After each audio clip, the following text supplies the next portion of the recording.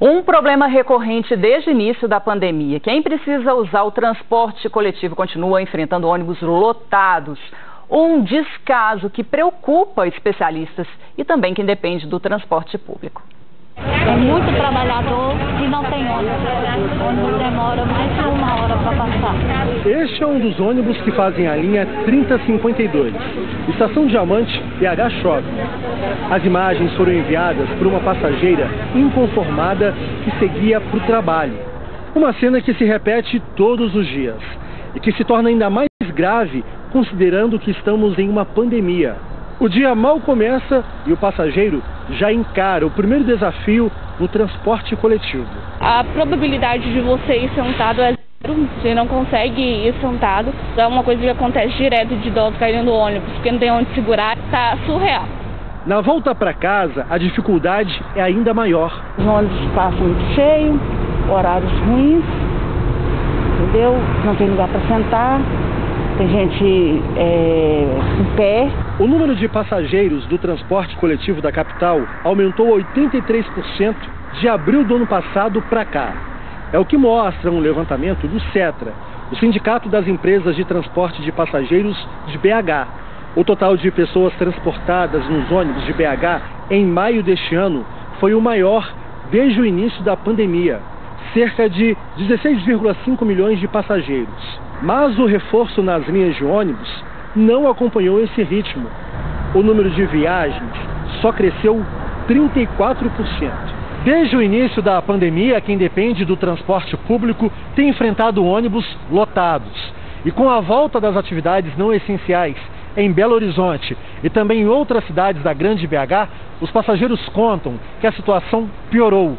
Horários reduzidos estão ficando mais tempo no ponto e também nas estações. Agora reduziu bastante o horário, então se não reduzir, eu acho que funciona melhor. Já que o vírus pega com contágio, de ficar muito próximo, no ônibus é impossível ficar afastado, porque está muito cheio mesmo, muito lotado, então não tem como você ter distanciamento. Nós vemos que o transporte público é uma situação de muito risco na transmissão do vírus. Portanto, duas medidas deveriam ser observadas. A adoção de máscaras mais efetivas no transporte público, como a N95 ou a PFF2, para que essa propagação do vírus seja reduzida. E além disso, claro, tem que haver maior distanciamento dentro dos ônibus.